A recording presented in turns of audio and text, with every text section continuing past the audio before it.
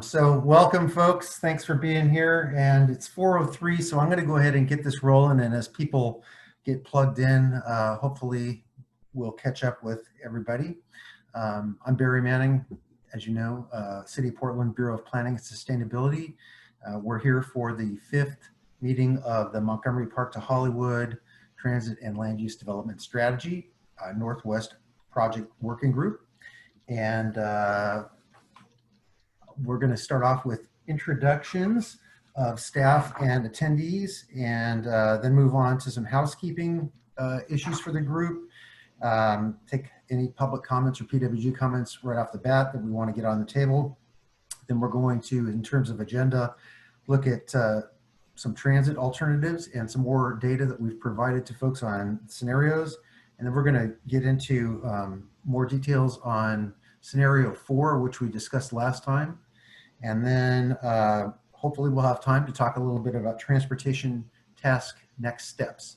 So why don't we go ahead and get going on introductions. So let's do staff first. So I'm just going to call you out as I see you on my screen. Kate, go ahead. Yeah, I'm Kate Drennan. I'm with PBOT's Area and Project and Planning Group. Dan Bauer. Hey, Dan Bauer, Director of PSI, and I'm hiding from my family in the basement, so I'll probably turn my video off for a little while. Nicholas. Hi, Nicholas Starman with Planning and Sustainability. Let's see, who else do I have? Mike. Hey everyone, Mike Saratella. I work on the Area and Project Planning team with Kate. I'm also in the basement. Oh, I See if I gotta got work on anybody the else sheet. here that's staff yet.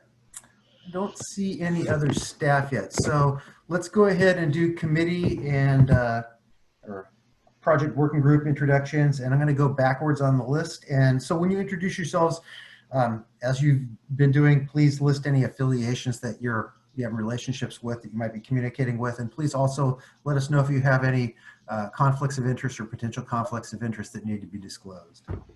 So Alex, I have you on my list first. Hi everyone, Alex Zimmerman, PSI board member, Northwest resident, and I'm also on the Northwest Parking SAC. Jordan. This is Jordan Winkler with Winkler Development. I have no conflicts of interest. Mike Stonebreaker. Mike Stonebreaker, not in a basement, but there is construction in the background, so I'm keeping the camera off. I'm on the NWDA board and on the Transportation Committee and a liaison to the Planning Committee. Phil Selinger. Yeah, Phil Selinger. I'm an at-large Northwest resident and quite some time ago worked at TriMet as a planner. Stephen Ramos, are you with us yet? I'm not seeing Stephen. Hopefully he will join us shortly. How about Steve Pinger? Oh, I see Steve just showed up. So. Steve Pinger, NWDA. I own several properties in the study area. Joy Pearson, are you with us yet? I don't see Joy. She was tentative, so we'll catch up with her later. Greg Madden. Yeah, this is Greg Madden. I'm with the Northwest Industrial Business Association, also a building owner in the area. Okay, thanks. Jen Macias. I'm not seeing Jen with us yet. Hopefully she'll join soon. Cachet. I'm coming soon. Good afternoon, everybody. My name is Cachet Kilson Anderson, and I'm with the Urban League of Portland. Thank you. Dalton. Saw you there somewhere. There you are. Hi, Dalton Human. I'm a local resident in the city area, one of a few, and I'm also in a basement. Craig Hamilton would be next, but Craig told me he was going to be 15 or 20 minutes late, so he'll be joining us shortly, hopefully. Reza, please. Hi, Reza Farhoudi, here from the Producer Campers Association. Raymond. I'm Raymond Betchick, and I'm a member of Friends of Portland Streetcar and used to be on the Portland Citizens Streetcar Advisory Committee before it was disbanded.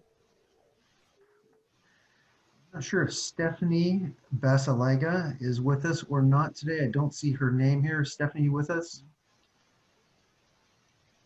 No. Okay. Brian Ames. Brian Ames. I say my conflict of interest is that I'm part of the ownership group that's got the property between, or the former ESCO property. So between Wilson and Nikolai and 24th and 26th. Great. Well, thank you for all for being here. So we're going to go ahead and jump in with our agenda pretty quickly. Again, the first item was just some project housekeeping and things of that nature. I just want to make sure that everybody got the meeting notes that we sent out a couple of days ago or a few days ago. Any comments about that before we just kind of put a check mark by that? Not seeing any hands raised, so I think we're good. There's also a video online, so you guys can rewatch that if there's any questions about the discussion or comments there. I also wanted to mention that we sent out a few items in that packet. In the first packet with the meeting notes, we also sent out a revised agenda, which we're working through right now. We sent out some information on the scenarios, including the no change scenario, which we're going to cover in this meeting, and an updated graphic on scenario 4, the hybrid scenario. We've got some updated graphics that we're going to be sharing with you this evening on that. Not to be alarmed, there isn't a significant amount of change, but we had some requests for some members, and we're heading in that direction anyhow to have more complete set of graphics related to scenario 4. So we're going to be showing you those tonight.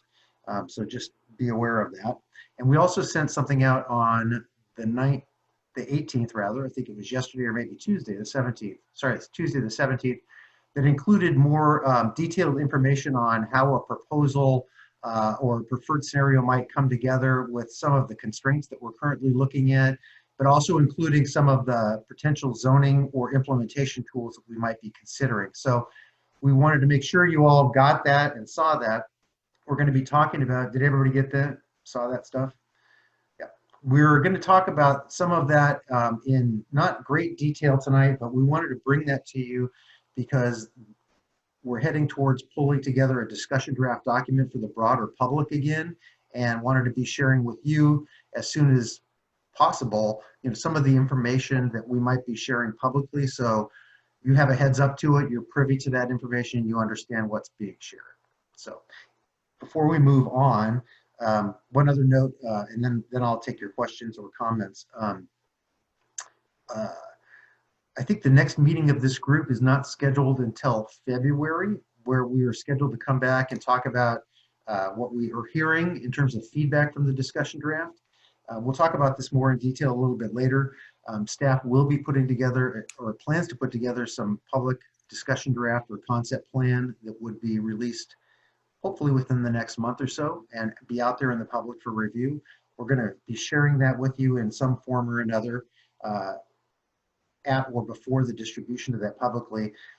Depending on how the schedule rolls out, we might want to check in with you either before that meeting or potentially pushing that meeting back depending how our schedule with production goes.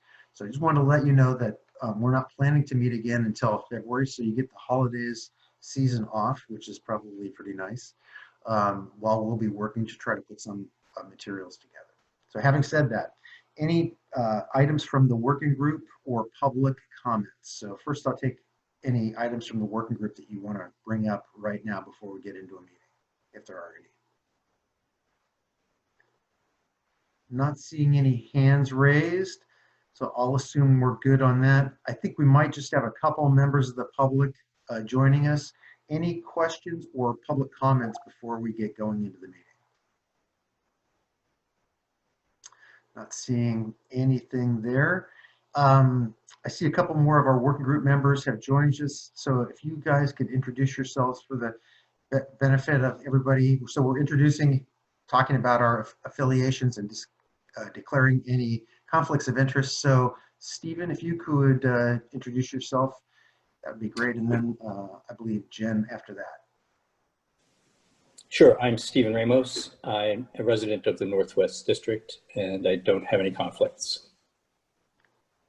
Jen? Yeah, I'm Jen Macias. I'm a resident and business owner in the study area. I'm having a really difficult time hearing you. I don't know if it's something I'm having, speakers are quiet on my end. Yeah, I'll do the best I can to make sure we hear that properly. I think one other person may have joined us. Mike, did you get a chance to introduce yourself earlier? Mike Stonebreaker? I did. Okay, sorry about that. No, no worries. I'm Okay. forgettable. That's all right. So I think, Kate, are we looking like we're ready to kind of move into your slideshow? Okay. So we're going to give you some background on the transit alternatives, which you asked quite a bit about in the previous meetings. And so we'll get that going here. Whoops. So I think Barry's going to bring up the presentation.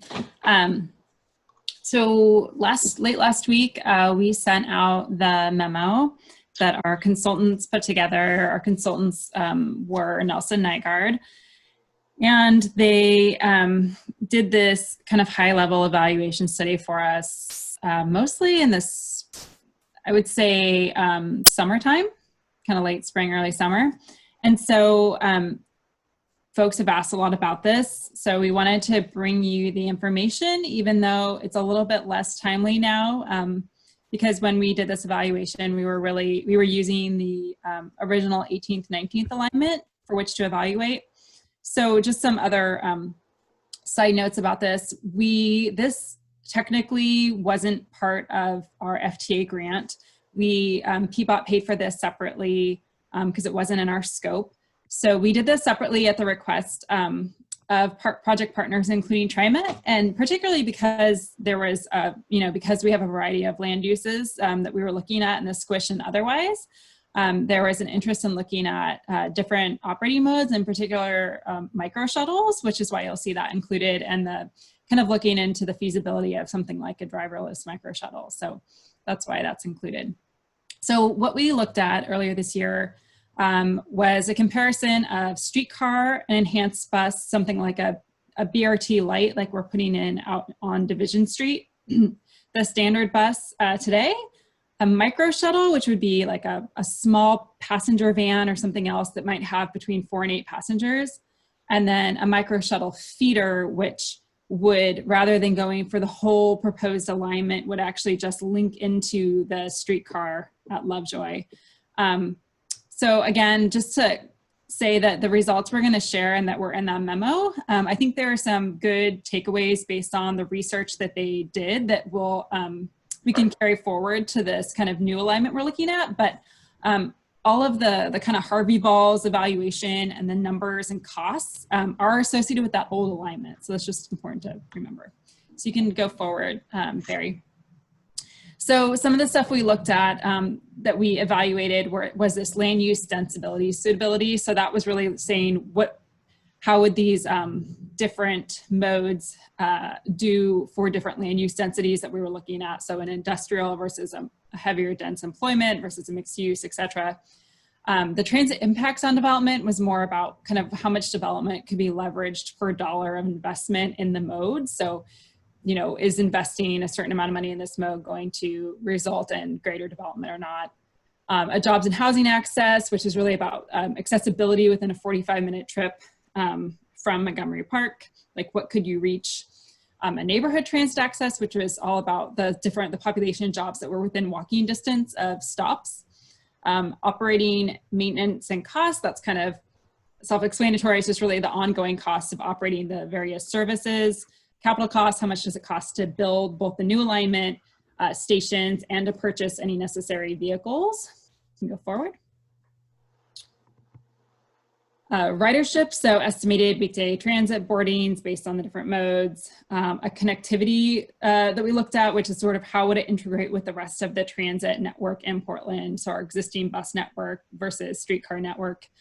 The construction and funding feasibility was looking more at ability to raise funds to build it. So, and also the kind of regulatory complexity of some of these modes in terms of, can we operate them legally? Do we have things in place? You know, and that was really more about the micro shuttles and autonomous considerations. Like that's where we run into have regulatory concerns really. Air and water pollution impacts and an equity score. You can keep going forward. So I won't spend too much time on this because that memo that we sent you kind of goes metric by metric and talks about each of these for the different alternatives. And we do kind of pull out what scores well and what doesn't in the findings. But, you know, as you'd expect, a streetcar and enhanced bus kind of performs best in higher density areas. It has good access for walking and ridership capacity and all of those things. You know, a standard bus performs well on cost and integrating with existing network.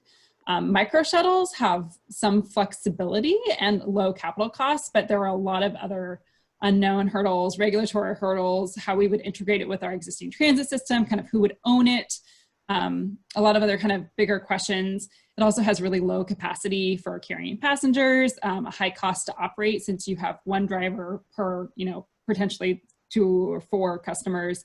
So that's kind of doesn't perform as well, but we'll get specific. So if you want to advance the next slide.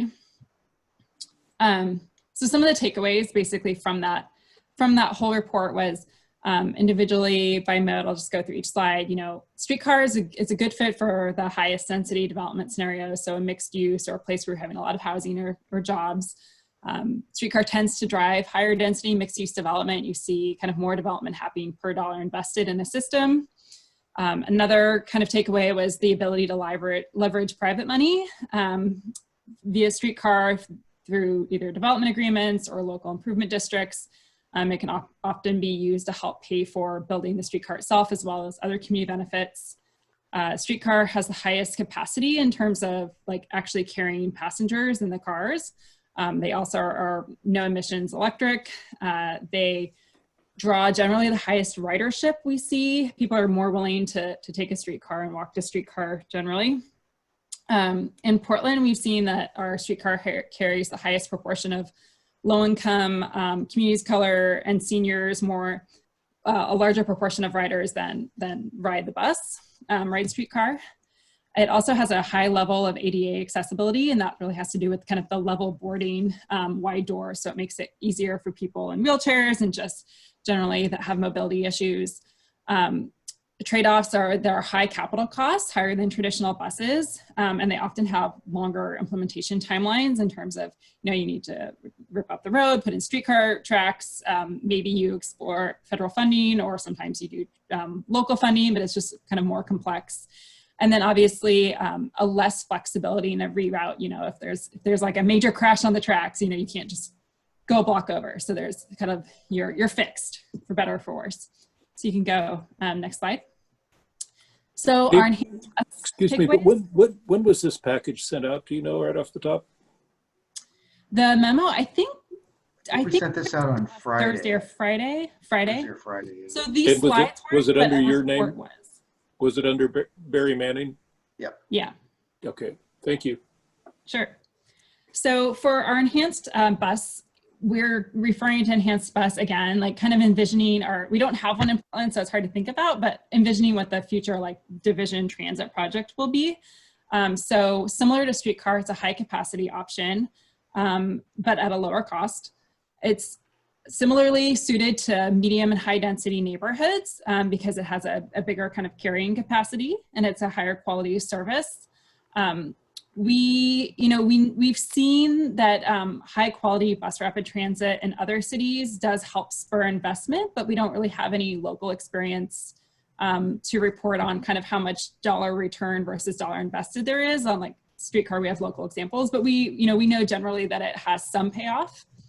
It has good speed and reliability elements in terms of being faster generally than a standard bus or micro shuttle. And that has to do with, again, like level boarding and often, you know, payment off the bus and other things that make it travel faster.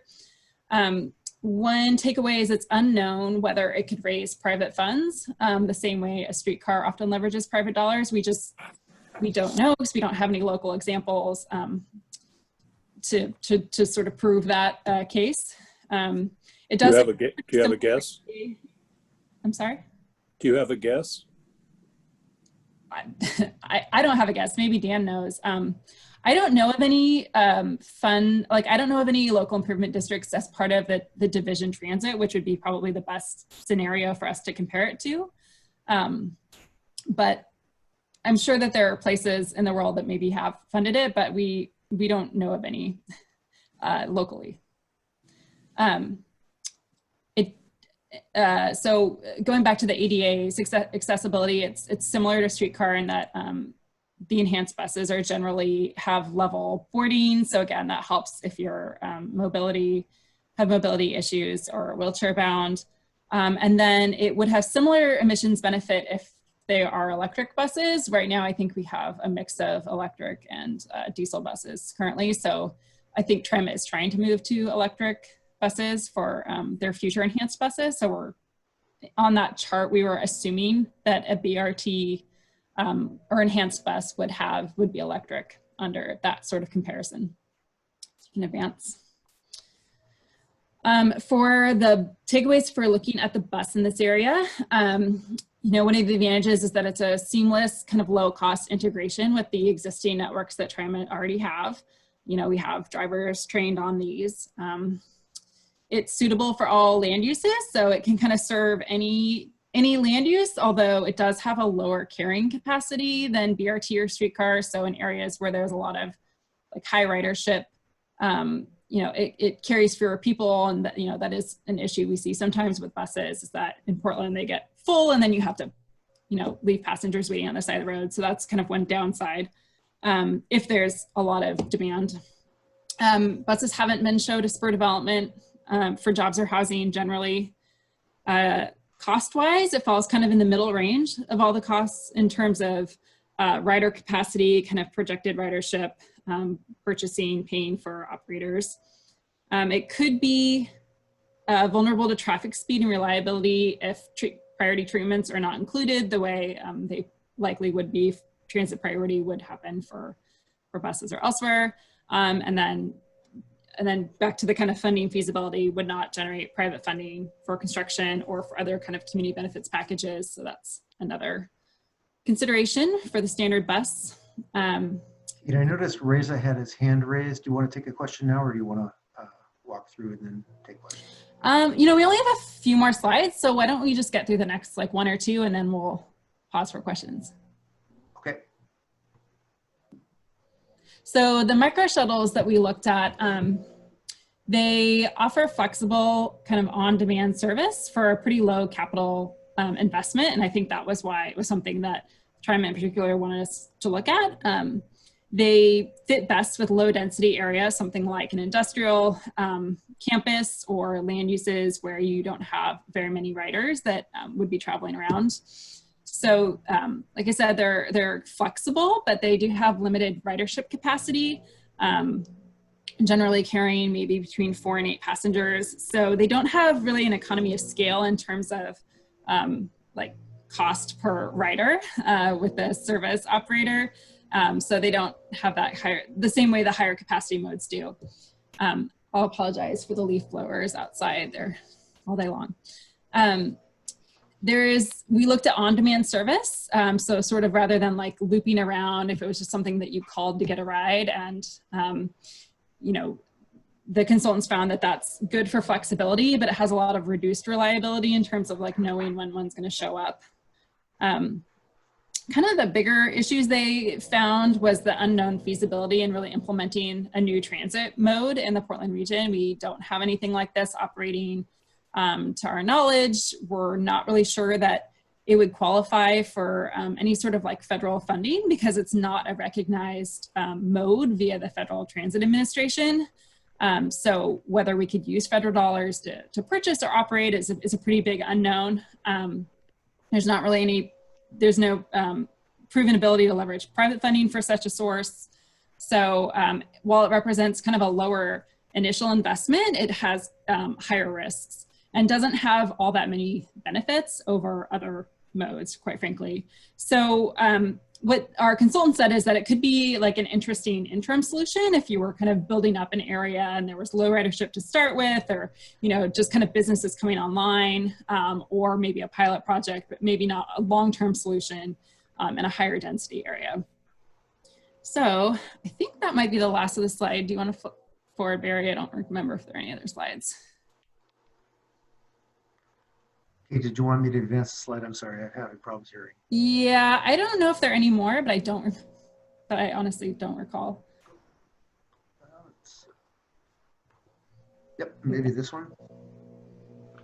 Oh, sorry, this should have been at the beginning.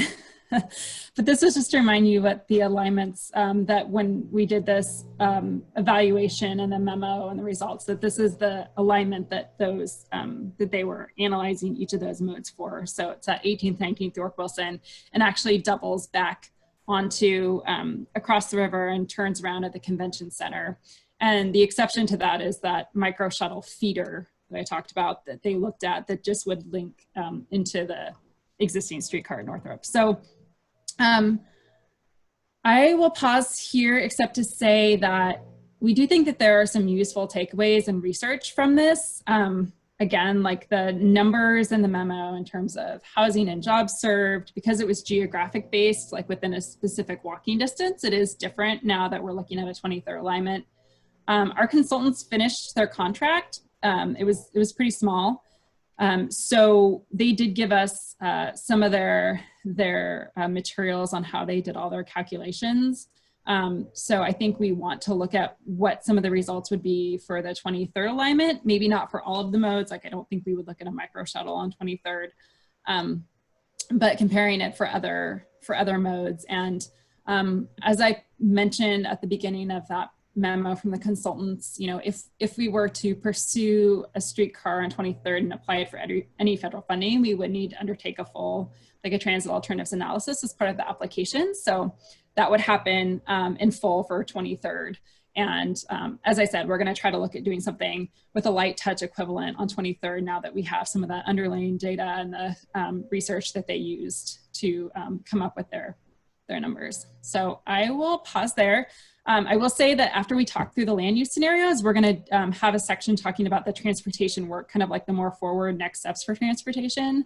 So this is more of like a, you know, wrap up to last spring and summer work, but sounds like someone had some questions. Reza definitely had one hand up and I haven't seen others, but. Phil actually spoke in the chat first, so I'll let him go. All right, you can hear me all right? Mm-hmm. I actually think this was very helpful. I appreciate PBOT and Nelson Nygaard doing this.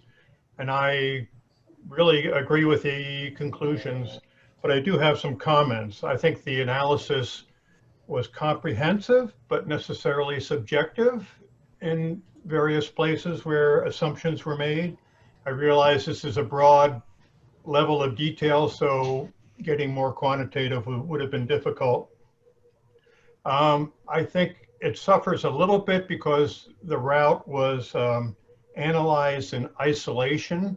It wasn't analyzed in light of how it interacts with other existing routes. It also didn't talk a lot about primary destinations. I still think downtown and Max is an important connection. And line 15 is an existing route that does both those things. But I also think scenario 4 would allow the north-south streetcar line to come all the way to Montgomery Park, which would largely meet that need without requiring a transfer between streetcar lines. One example of that subjectivity is the half-mile, quarter-mile walk assumption. I know that is a metric that planners have been using for a long time, and it's a valid metric at this level. But you have to treat it, you know, with a certain amount of fuzziness. People will walk, you know, up to half mile to get the standard bus if they're motivated. It just depends on, you know, it's just a generalization. So you got to be careful how that's interpreted. The other thing, I think the travel time advantages of both streetcar and enhanced bus might be a little overstated, because we know today streetcar isn't necessarily the fastest thing on the road. Dan's been trying to help that by thinning out some stops, but the street density in Northwest precludes anything from going very fast, getting through the neighborhood. So I'm not sure that's a huge advantage. And I do agree that the shuttle feeder might work for scenario 1, but not much else. So those were my takeaways, but I also agree with the other takeaways that were listed. Thank you. Other comments from folks? Reza, did you still want to comment? Yeah, Kate, can you go back to the map? Let me do that. So I'll say that Phil pretty much covered most of my points. Which map are you looking for? This one? Or this one's, yeah, that's great. So with regards to speed, I agree with Phil. I actually think that streetcar is actually more susceptible to delays. We already know what happens when a parked car is a foot away from the line, too far from the curb, and it completely stops service. And that's why I think it's really important for us to look at what can be done to limit curbside parking next to streetcar, and if there's an opportunity to put bicycle lanes, not so much for the 23rd Avenue alignment, that would work better for 18th and 19th. But I think that's a real problem that still needs to be addressed. And also, in terms of the analysis, I understand the sort of high-level mode comparison, but to look at the route in isolation, like Phil said, is incomplete. We would never consider a bus that followed this dashed red line that pretty much mirrored this streetcar line. It's not something that we would consider really. To not include, like Phil said, existing tram and service, what's in the service enhancement plan, I think it makes this analysis incomplete. It doesn't really give us a full picture of what's there today and what's planned in the future. So yeah, I'm not sure if that's planned. I was just going to say, I might not have made it very clear that the transit and transportation connectivity measure did attempt to do that, just in terms of talking about what else it connects into. And I think the access from Montgomery Park within 45 minutes accounts for like where else people could get to on like connecting with the network. So if there were other buses that they could take off the bus line. So I think, I don't think it was as robust and as it could have been, but yeah. Right. Those are good points. They shouldn't be considered in isolation for sure. I understand. I mean, I guess my main point is that this dash red alignment works because streetcar already runs on that alignment from the Lloyd to the Pearl and into Northwest. We would never consider a bus line that exactly followed that route. So really it's, yeah, like I said, it's just not the full picture, I think. So, but thank you. Thanks, Reza. Reza and Phil, I tend to agree with your comments. This was a little bit of a function of some partners trying to weigh different modes, and it's weird when you're thinking about the streetcar system to throw all these different modes in there, because it's not an apples to apples comparison. And I think what you're saying, Reza, is you want to see the network.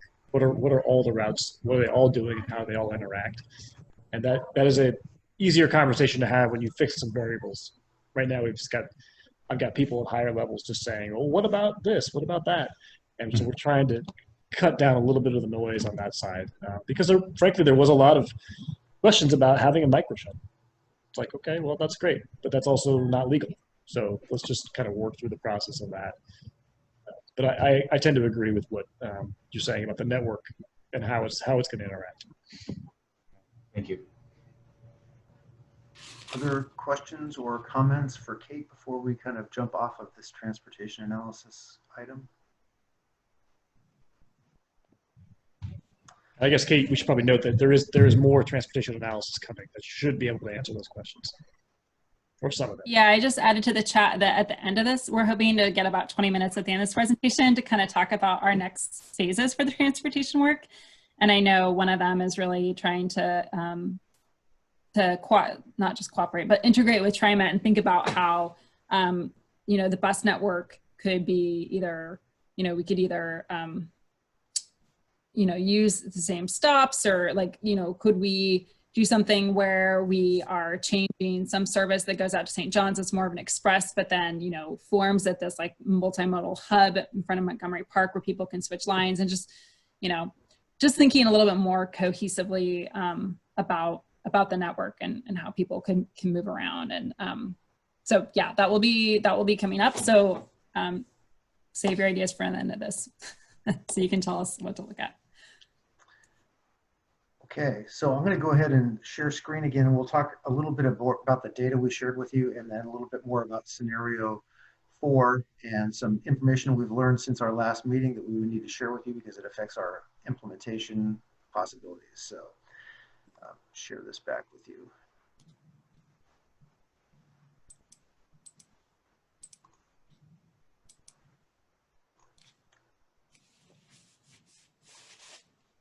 So just as a reminder, these are the 4 scenarios we've been looking at, just a snapshot, one slide from each one. One was this enhanced industrial scenario. 2 was a kind of a high density employment scenario.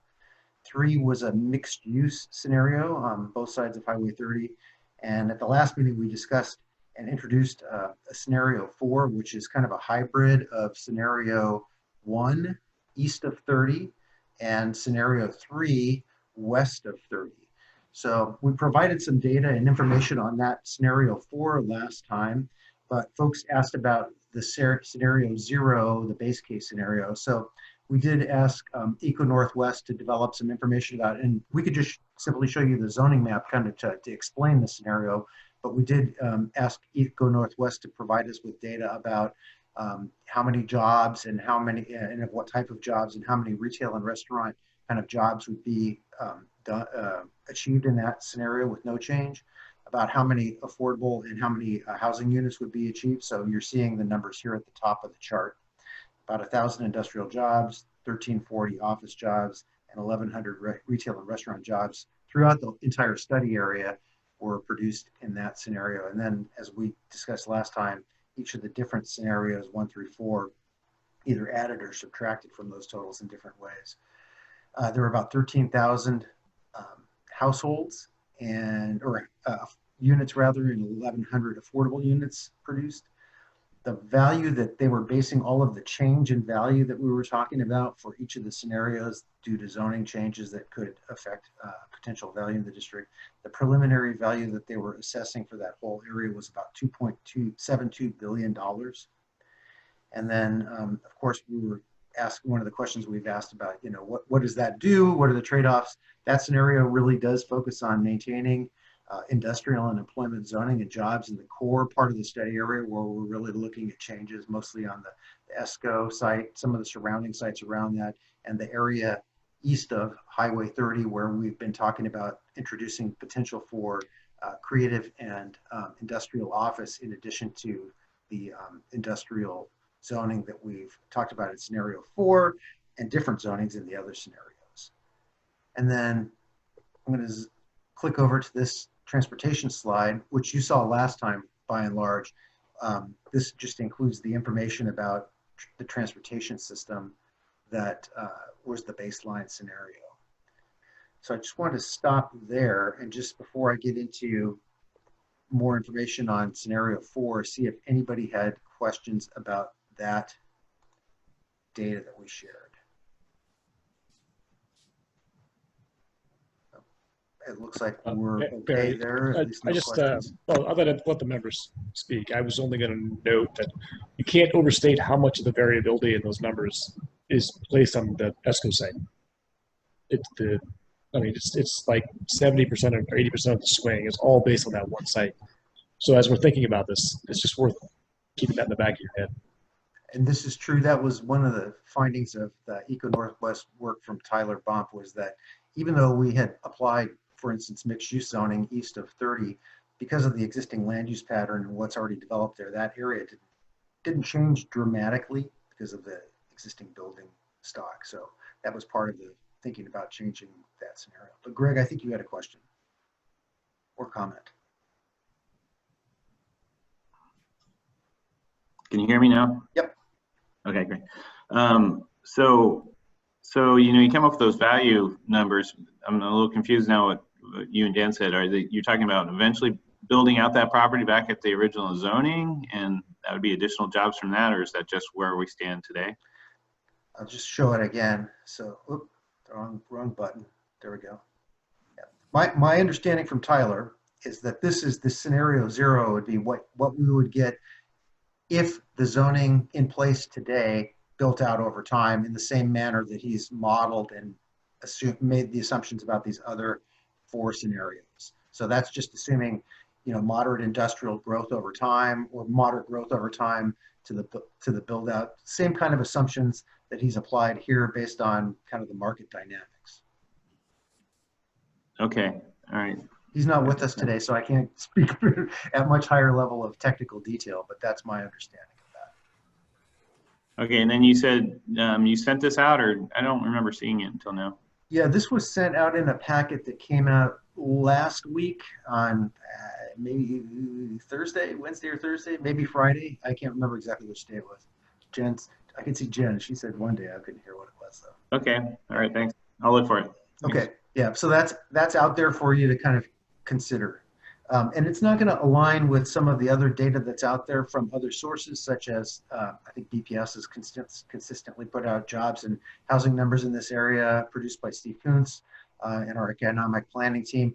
You know, different modeling is going to produce slightly different results, but this should be internally consistent with what Tyler has done in terms of modeling for the area that we're looking at.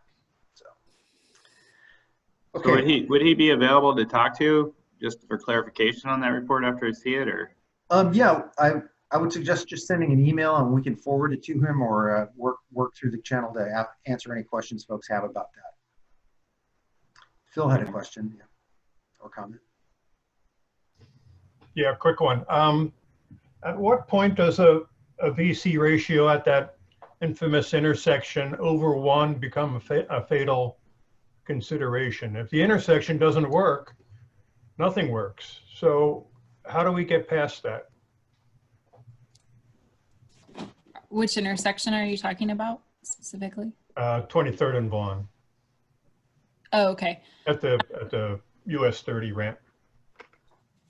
Yeah, so I mean, the only intersections we saw over 1 was not actually the 23rd and Vaughan, but the actual like on-ramp backing up, I believe. Show anything? And then up on Cornell, we saw, you know, VC over 1 under every scenario, including no change. But that's kind of outside of our study area, but just noting it. So yeah, I think we don't want it to be over 1. It will be whether or not it is over 1 or even less than that. That's an intersection we're concerned about. So we're going to be looking at mitigation for regardless. Yeah, I think that the first one, that enhanced industrial, we see that, okay, that southbound approach to Vaughan is over 1. And I think it was very little over 1. But in our next phase, we are going to be doing specific intersection modification and projects to, you know, look at bringing that down. I don't think our traffic engineers or ODOT would be satisfied with it being over 1 because of just if there was a streetcar, it would get stuck there. But 2, you know, ODOT. So we can improve on the fix that was just done, I presume. I'm sorry? We're assuming that we can improve on the fix that was just recently done there? Yeah, I think so. I mean, and that's another consideration is that we made agreements with the Conway master plan about certain, you know, levels of service. And so we want to make sure that we are honoring that. So that will be part of it. Thank you. Mm-hmm. Okay. Any other thing for the good of the order before we go on to the scenario and talk about some of the implementation issues that we're running into and considering? Okay. So I'm going to go ahead and share again here. I'm going to walk you through some new slides for scenario 4, just to kind of ground everybody. And this does not represent significant content change from what we looked at last time, but we just wanted to update these slides, and this is all going to be available on the video, and we'll send out send these out so you can have them to look at. But we have updated the district concept map showing this kind of marriage of the mixed use and a little bit of update, obviously trying to get more detail in terms of block and street patterns. But the mixed use served by transit, streetcar, presumably west of US 30. So that would be a mixed use area here in red and orange with a employment buffer in blue shown here, transitioning to the industrial sanctuary to the north. On the east side of 30 really is kind of this enhanced industrial scenario that we talked about before. This area here, which is currently zoned IG1, would remain zoned IG1 or something very similar to that, but would have an allowance for creative and industrial office potentially. The area down here in the squish, which has kind of a mix of buildings and uses right now, and also has a mix of zoning and comp plan, would probably continue in the same way that it is right now with, and we were calling that creative office and makerspace, which is the way it was described in the original enhanced industrial scenario. And the zoning there really kind of allows for that kind of combination to continue. Switching to the land use and urban form diagram, this is again just a more detailed version looking at how this might develop conceptually as a mixed use area west of 30. Again, we're taking from the mixed use scenario, we have an industrial buffer here, higher density mixed use on the Montgomery Park, American Can, and ESCO sites, and then medium density mixed use in the areas along Highway 30 between 23rd and 24th, and along the Vaughan corridor, where we have a transition to a neighborhood kind of scale and a different kind of character. East of 30, this again would be light industrial with creative industrial office allowances. The squish, again, this combination of light industrial employment and mixed use. This public realm map really is really more of a combination of the two different maps. Again, east of 30, not a lot of public realm improvements and changes to the transportation network envisioned there. It's a continuation of kind of the same industrial character by and large in this area. West of 30, we would have a public realm that kind of reinforces a mixed use character with active frontages and potential for ground floor retail in area. The one thing I would note on this map that has changed from the previous one is that this direct spine that was initially thought to run through the middle of these blocks on a updated Roosevelt Street all the way through the district in a mixed use scenario has been shifted down to Wilson Street so that it still provides a connection from Lower McKay out to the river, but on a street that connects, or a route that connects all the way through rather than one that's going to be truncated and would provide out of direction travel for folks. And then finally, the transportation scenario, again, is more of a marriage of the two concepts. Again, mixed use on this side with showing the small block pattern and or the smaller block pattern with some new streets introduced and some potential new pedestrian paths introduced along that Roosevelt alignment and fewer improvements to the east. So I'm going to pause there really quickly just to see if anybody has any questions about that. Does that sound like what the mashup, so to speak, of those two scenarios that we discussed last time looks like to you? Okay. All right. So I'm going to go ahead and share again and talk a little bit more about why we're starting to see this as staff to emerge as the preferred scenario. And we heard a lot of comments from the PWG. We heard some comments suggesting that we ought to be looking at the no change scenario pretty strongly, but there were some comments suggesting that this might be a good opportunity if there was a change to happen in the district, that this might be a good approach. So I'm going to share some of staff's thinking as what the next steps would be and where we'd be going with this. So, you know, why scenario 4 from our perspective? If your goal is to get streetcar service to Montgomery Park, this is potentially a very good and effective way to do that for some reasons that we'll talk about later on. It takes advantage of broader transit area development opportunity in this area to create an urban district. We felt that the scenario minimized the industrial job loss. The other ones had much more significant impact on industrial jobs. It has a high housing unit and jobs potential overall. It provides some balance of jobs housing in the area. That was discussed early on when we were looking at the three more distinct scenarios and their kind of characteristics. And there was concerns about potentially with the employment scenario in particular having maybe a less than a 24/7 kind of viability, and it becomes a destination that could create traffic problems. The zoning that we're thinking about, we're going to get to that in a minute, would allow flexibility for housing or employment in that area west of 30, although many of the analysis right now is suggested that housing might be the market choice in that area, left to its own devices. For Streetcar, it has lower capital and operating costs. And then importantly, we think it generates land value with potential for public benefits. Figuring out how to capture those will be part of our next steps issues. I've got industrial land mitigation on here. I want to talk about that in a moment, but there's still notions about creating affordable housing in the district, affordable commercial space, affordable makerspace, and other benefits such as potential open spaces and other features that could be public benefits and address some of the equity issues that we were hearing about in the preliminary equity analysis for Northwest. So certainly industrial land mitigation and industrial jobs is part of that equation.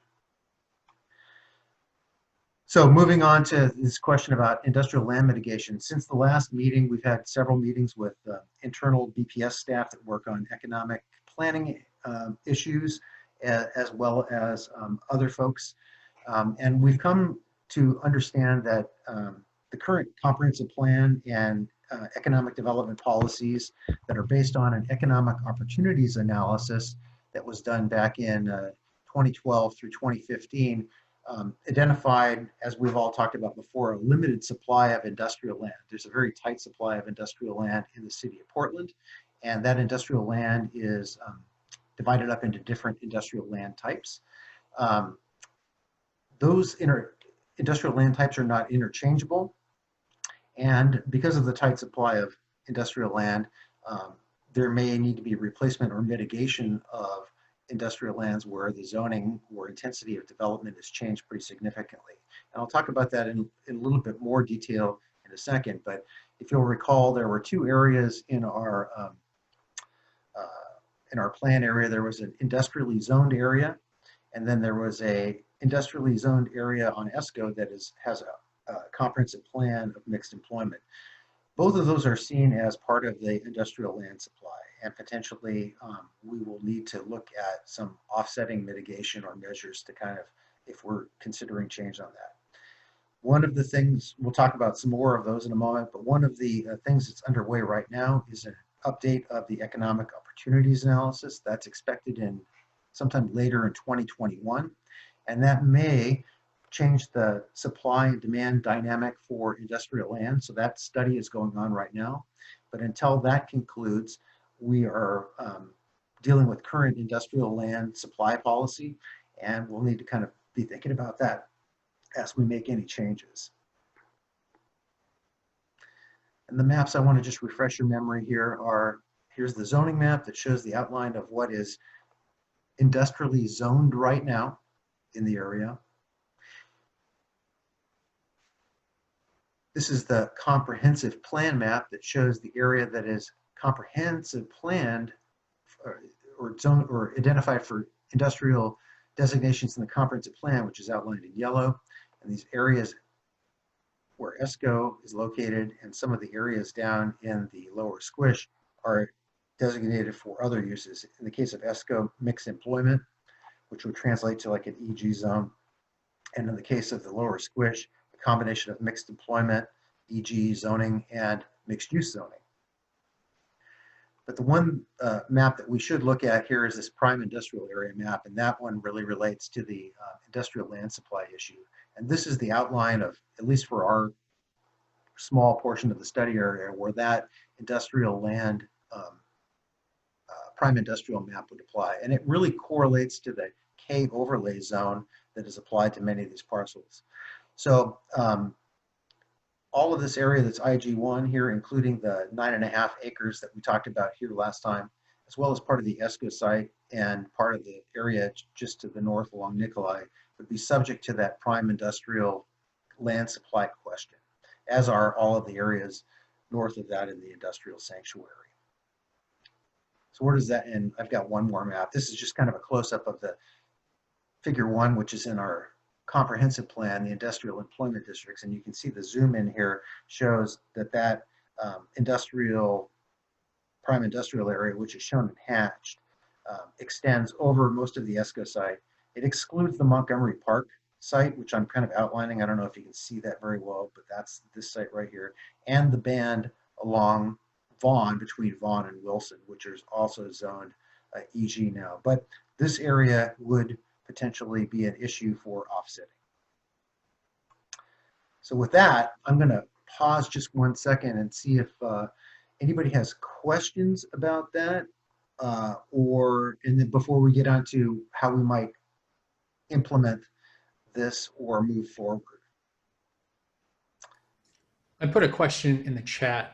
Going back to one of the grids you were showing had 13,000 housing units if there was no zone change. Do you have a map that shows generally where those 13,000 would be, and then generally where the additional units would be built if there was a change in zoning?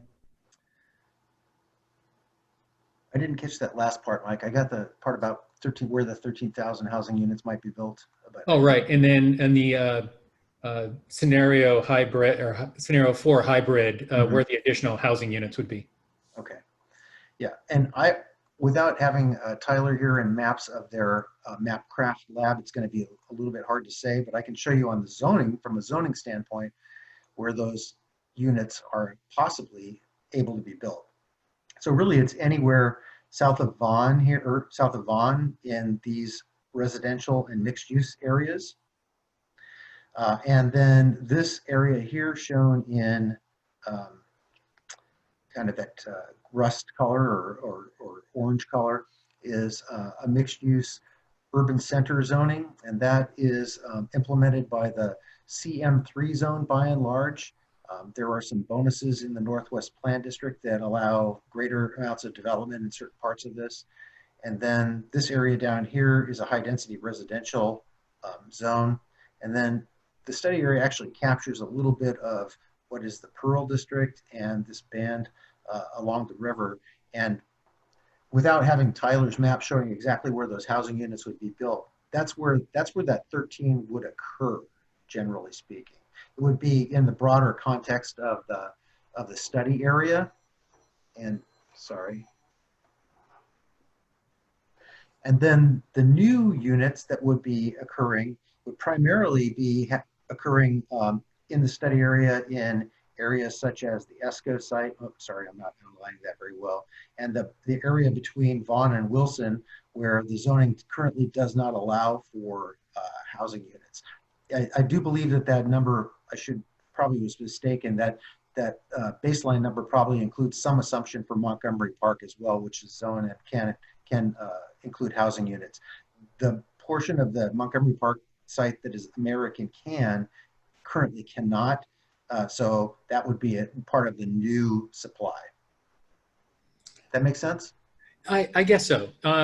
So it really, when we're looking at a base scenario 0, it's not just north of Vaughan that we're looking at when we're looking at these numbers. So it gives me a completely different perspective if we're looking at a greater portion of Northwest. Yeah, I mean, the study area for analysis was this shaped area, and that's the area that they've done their housing jobs analysis on.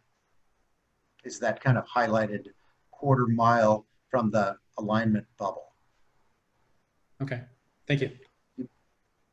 I'm going to stop sharing for a second, see if there's any other questions about that before we go on to the next piece of this. Yeah, Jen has a question, I saw. Can you hear me okay now? I can't hear you very well at all, but maybe somebody can do interpretation for me if I can't hear you. No. Yeah, I don't know what's going on mine either. Is it's this weird. Better?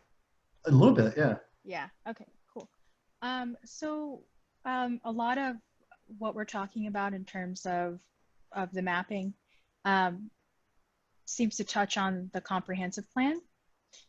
So like the greater comprehensive plan. And I am curious how much of that plan is on track of being executed, and how much will it actually influence the scenarios that you're putting together? Because if there's any variation in that, it seems like we'd have to revisit, you know, some of the impact of these scenarios. So I'm just curious how locked in we are to, comparing what the influence is on the comprehensive plan with everything that we've been presented. I'm not completely sure how I would answer that. I'll take a whack at it though. I would say that the comprehensive plan, I mean, it's in place and it's implemented through zoning for the most part throughout the district. The part that we're looking at around ESCO, the parts that we've been studying very intensely around ESCO, Montgomery Park, the area right around that, and the area east of those sites on the east side of 30 are areas where we're thinking about changing the comprehensive plan or the zoning together. And so that's the area that's really in play. Some of that area right now, for instance, the ESCO site is vacant. So if things progressed on the current zoning, you know, would build out potentially in a more jobs-oriented fashion at a lower density, because the zoning on that area is fairly low intensity. If we change the zoning to something more intense and limited to jobs, it would potentially build out with, you know, it all depends on the market, but potentially build out with a higher density of jobs. Or to a zone that allowed housing, it could potentially build out to a higher intensity of housing. So that's where the comprehensive plan and zoning are kind of linked together in this discussion. Okay. If that makes sense. Yeah, thank you. Okay. Brian, you had a question. Yeah, I just had a question about the EOA process and kind of who leads that, how long that process takes. Is it I'm assuming, I think you said the last one was done in 15, I think. So does that happen every 5 years, or just kind of wanted to hear a little more about how that works? Yeah, it happens periodically, and I'm going to say, without maybe intentionally putting you on the spot, Eric, are you available to make any comments on the EOA process? Sure, thanks, Barry. Eric Kingstrom with the Bureau of Planning and Sustainability. The EOA is a state-driven thing where we're periodically required to basically look at the economy and the trends that are going on and predict what that might mean for our land needs. And the one that's been adopted now in 2015 and 16, we mostly did in 2010 through 2012. So that's why we're working on a new one, is because about every 10 years we need to redo it to regain our footing. And we know that the economy has changed since 2010, you know, both not only just from COVID, we've had a recovery and then a new recession, and the nature of the economy has changed. So it's going to change both the demand and the supply end of the equation. There'll be different land that's vacant now than there was in 2010, and there'll be different economic trends going on. You know, we're reasonably sure that there'll still be some level of tight industrial land supply in the new EOA, but because it's based on these several different geographies, for example, the Central East Side industrial zoning is in a different bucket, if you will, from the harbor land. And it is also in a different bucket from like the airport way out in east of the airport. So what's not clear to us yet is like how those different industrial districts will interact in the new math of the new EOA, so to speak. And so, but it's not just a math equation. It's also, we're allowed to have intentionality about how we want our economy to grow. So also the unknown is what our city council and planning commission may say about where they want the city to go. And, you know, in the past, our existing EOA is based on this idea of placing a pretty high level of importance on the industrial jobs because they represent this ladder of opportunity for folks who may not have access to college degrees. And that has always been a controversial issue about whether we want to emphasize that or emphasize education instead and provide a different path. And so that kind of political debate about how important are industrial jobs to the economic ladder or the opportunity ladder is I don't know how that conversation will go. We have a different city council, so it's both math and and just the politics of where the city wants to go. Sure. Okay. Is there a time frame for that, Eric? Yeah, we're doing the background studies right now to understand the trends, and we'll be starting the public process in early 2021 about more of the subjective decision making. And so I think our hope is to, by 2022 sometime, to have a new adopted EOA, but that could, sometimes it takes a few years to get through that process. And so it's state driven. City of Portland, obviously heavy participant in it, or is there, but you talked about the city council, being pretty involved in it. It's actually city driven, or city, we manage the process. It's a state mandate, but we do the work. Okay. Gotcha. Why don't I walk through a couple more bits of this equation, and then we might take some more questions and get your thoughts on this overall. I think we're still heading in the direction of thinking that scenario 4 is a preferred approach if kind of the stars align, is the way I would frame it up. If industrial land comes together, or we can figure out a package that makes sense. But let me describe a couple more of what we're seeing right now as kind of the path forward. So I'm going to share my slides again. So this next slide, I called it implementation conditions, because I think this is the way we see things happening here, is that, and this really relates to the whole package of why would we change comprehensive plan and zoning in that area? Why would we, we know that there is the potential for industrial job loss or industrial land trade-offs. We know that there's a equity issue with respect to those jobs. And we also know that land use changes generate significant benefits. How do we balance that out between public and private as part of this process? So where we've come down to on this is this. We think east of 30, in the area that we said we would not really change the industrial flavor, but add potential for industrial office, we would still move forward on that pending the outcomes of the industrial land supply EOA. So the EOA may tell us that we could have more of what Eric said, a different bucket or type of industrial use. Right now, that area is seen as being part of the harbor and airport industrial typology. The central city industrial office application there would change that typology to more of a central city type of industrial, much more like the central east side industrial district in southeast Portland. And that's seen as a very different typology of industrial land and a different job type. So it looks like we would probably need for the EOA to kind of resolve before we could provide for that allowance for industrial office there with certainty. There's the possibility that if folks wanted to move in that direction, that individual sites could mitigate in one way or another, and we'll talk a little bit more about mitigation when I talk about the west side, because that might be a more near-term possibility as well. But what we learned from Tyler is that not that many, and I don't have his Mapcraft lab with us, but we did have conversations with the Eco Northwest and Tyler Bump after our last meeting, and we found that not that many sites east of US 30 would redevelop necessarily into industrial office, large-scale industrial office. More of it would be repurposing of existing buildings. So we might be able to look at more of a fine-tuning there that would be doable. But the type of more significant allowance that we were talking about doing would be out of character and create an industrial land supply problem. If we do go in that direction on that side, we might be able to explore whether there are public benefits that could accrue that we could explore because of that kind of a zone change, but they're not seen as that's as significant on that side, because the level of impact and the take-up of that industrial office is seen to be pretty minimal at this point in time. So then west of 30, where the ESCO site is, where the Montgomery Park site is, where the band between Vaughan and Wilson is, and where the blocks between 23rd and 24th are, we're seeing that, again, that area, aside from the Montgomery Park site itself and the block between Wilson and Vaughan, is in that prime industrial area, and we would have to look at some way to offset or mitigate for that potential loss if we moved forward. So one way to do that is to wait for the EOA to update and determine whether there's a better balance of jobs and job and land supply that we could look at.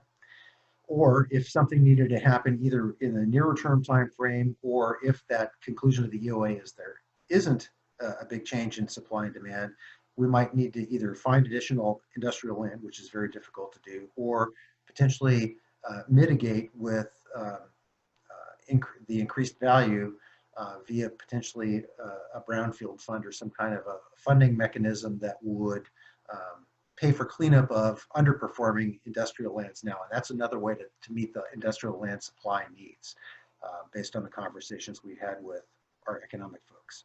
So that's how we might look at the industrial land supply question. So we may not be looking at immediate implementation. We may need to let that kind of settle out.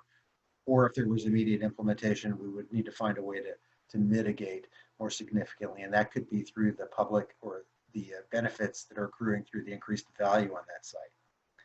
The second thing is that we think that a transit improvement is really a key piece of that.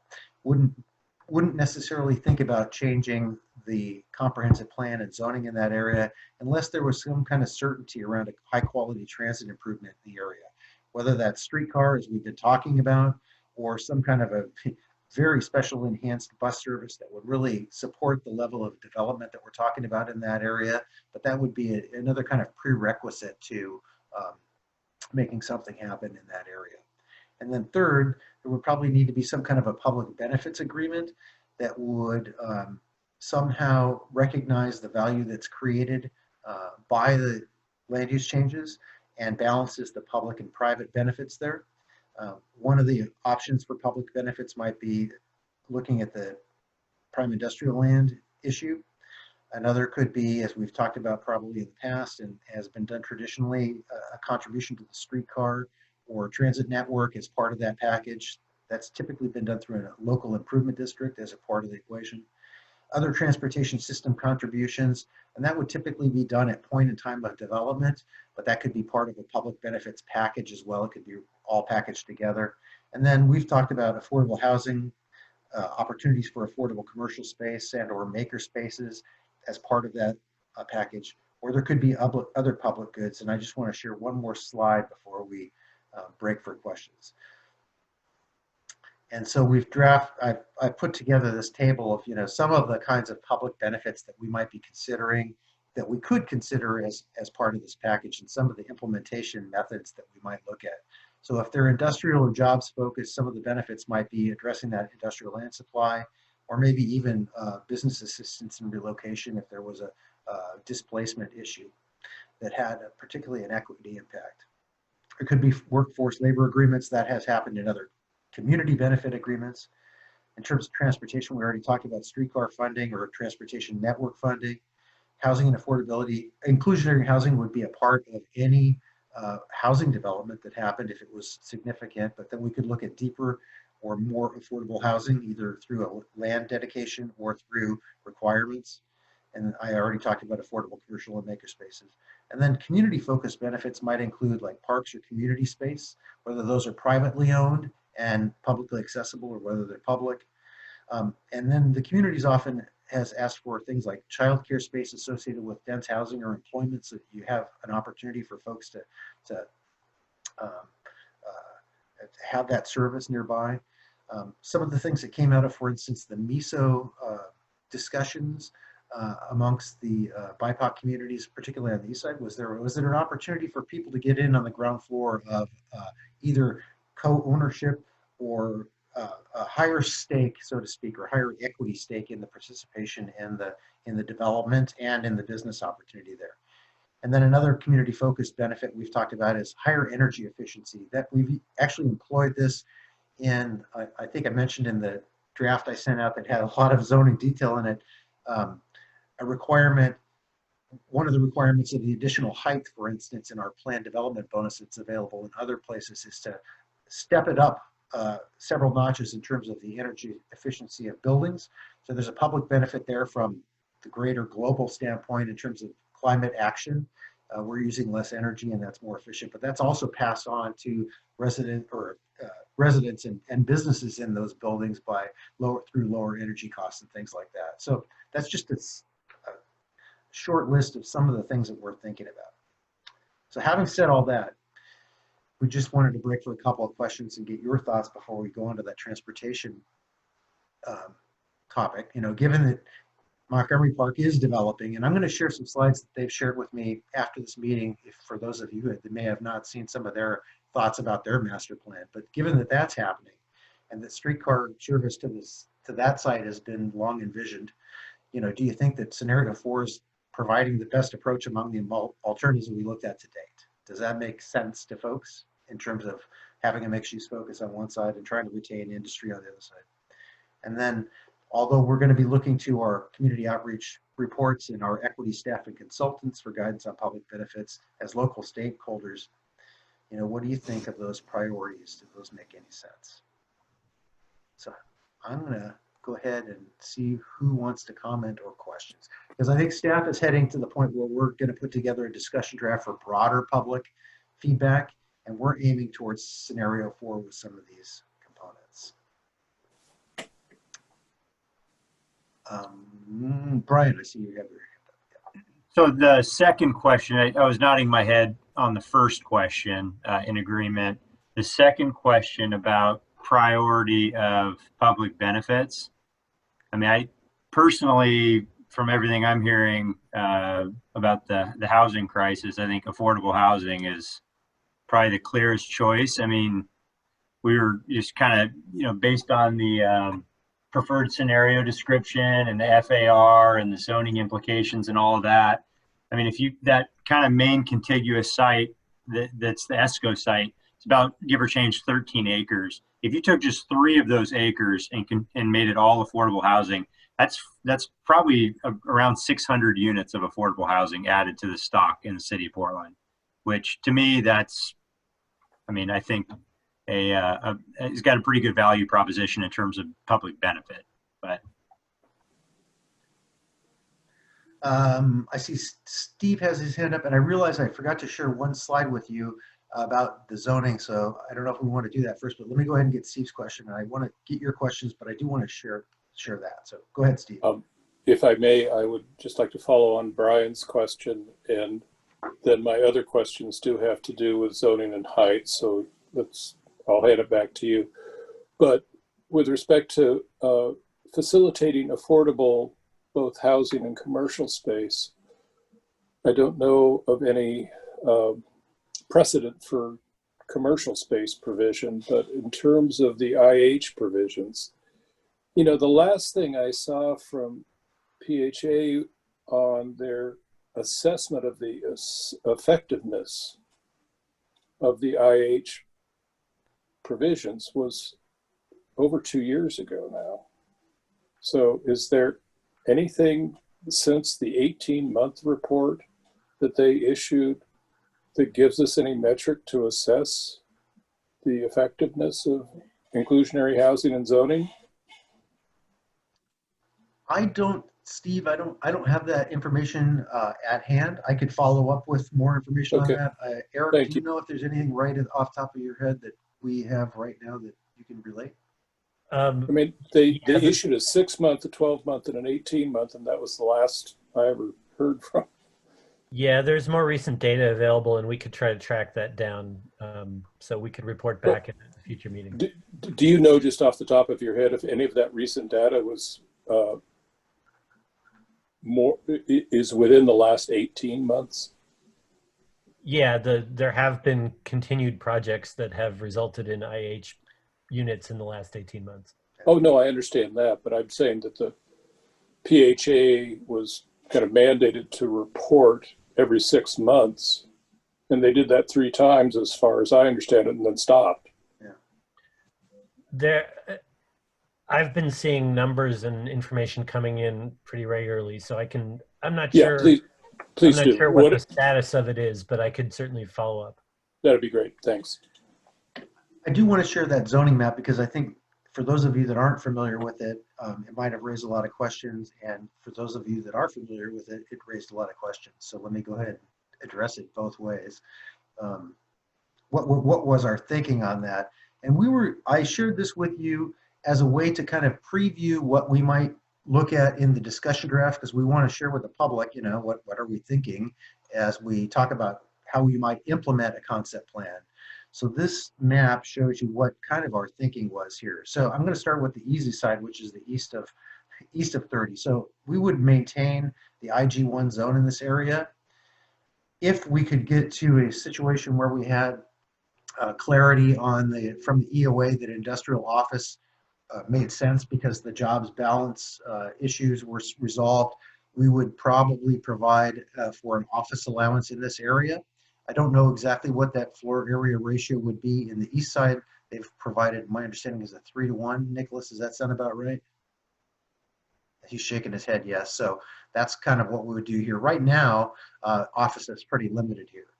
Down here in H, which is in that band between the industrial area and transitioning to the mixed use area, we wouldn't be proposing any change there. Those areas are comp planned for change already, and property owners can incrementally on their own volition come in and apply for a zoning change in conformance with the comp plan. So we would let that happen incrementally over time as conditions kind of warranted for property owners. And the same with this area. And the reason we would do that is these areas actually in the comp plan with absence of a high capacity transit line going in here, there's no real compelling reason to change them. And a lot of those areas were zoned industrial or employment coming out of the comp plan, even though the future vision was for higher intensity because of operational concerns of changing the zoning. So we want to kind of leave that alone. On the west side of 30, I guess I'll start with Montgomery Park, which is here outlined in red. That's currently zoned EXD, central employment. We would leave that zoning in place in this particular situation. They have a master plan which envisions adding residential development to that site. And so we would, this would allow for that. Let me cover the band to the north first, and then I'll stop and talk about these three major areas of change. This site here, where I believe Kaiser offices are currently, is zone general employment. We would leave that zone general employment to act as a transition between the heavy industrial district and the more intense mixed use district down here. The sites along Nikolai, I believe Rejuvenation has supply warehouses and things of that nature in this area, and there's some vacant sites that we would probably transition the whole band, which is right now variable between heavy industrial and some light industrial and some employment, to a general employment, mixed employment, e.g. 1 or 2 zone, which is similar to what that Kaiser building is right now, to act as provide more jobs in the area, but still no housing in that band, and act as this transition band between the industrial area to the north and the mixed use area to the south. So that's what this band is here. Now dropping down to the ESCO site, which is kind of the big one, and the American Can site, both of these in the comprehensive plan are zoned or planned for mixed employment, but at fairly low intensities. The intensity of the allowances there are, I believe, up to 3-to-1 FAR, and in that description I sent out a description of what FAR means, but it's the relationship between the amount of building area, square footage, and the site area. So 3-to-1, if you imagined a 10,000 square foot lot, a 3-to-1 FAR would allow you to build a 30,000 square foot building, or essentially a 3-story building on that 10,000 square foot lot. That's one way to conceptualize it. It doesn't account for taking out streets and stuff like that, but that's the way you can conceptualize it. So on these two sites, to fulfill the mixed use vision of this, these would potentially go to EXD as well, complementing the Montgomery Park site. And then also the area between 24th and 23rd, which are currently zoned IG1, would also go to EXD, which is EXD, for those that aren't familiar, it's called central employment. It's classified as an employment zone. It's applied in the Pearl district pretty broadly, but it's one of the few zones that we have that really allows everything from housing all the way to industrial uses. And we apply it typically in areas where we want to allow that range or a transition, but we don't want to make existing industry completely non-conforming so that they are forced out prematurely if they want to continue to operate employment and industry, but it allows that transition for housing, and it tries to balance that by requiring higher levels of design. The entitlements in those areas are 3:1 is the base floor area ratio. And because of the housing, inclusionary housing, when you build that, you get up to 5:1, which allows pretty significant urban buildings. The height limits typically are 65 feet as a base. 75 feet we're suggesting might be more appropriate, and that's in keeping with the CM3 zone that you all have down here in this part of the Northwest. This band along Vaughan, between Vaughan and Wilson, we're also proposing to go from the EG1, which is an employment zone at 3:1 FAR, to a EXD zone, which would again allow that mix of housing or that flexibility for it. We're still not complete. The height limits on this won't be settled for a while. We might propose a 65-foot height limit, which is the base, but maybe some kind of a transitional element towards the neighborhood so that the height drops down at the edge. That's to be determined. We're still working through that. The one thing that I want to mention that I floated out there that I know that Steve and I talked about earlier today, and others might have questions about it, is that on some of these parcels, particularly B, D, and F, we have a tool called the Plan Development Bonus and Review, and that requires a high level of review through the Design Commission, and it's applied in CM3 zones where we have large sites.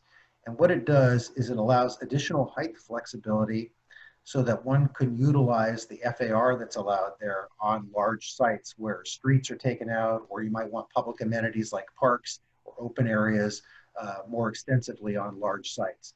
And what it does is it allows buildings to ask for up to 120 feet in height. So that's about a 10-story building. And but for reference point, the Montgomery Park building is about 150 feet at its maximum. So it would allow buildings up to 120 feet if they go through this plan development review and also meet several other public benefit criteria. One of the other criteria in place right now is the energy efficiency and the provision of open areas or parks on site. But we're thinking about this as a tool that could be applied specifically here, and it could have a different set of public benefits. So having said that, I'm going to go ahead and take your questions. I just have a question.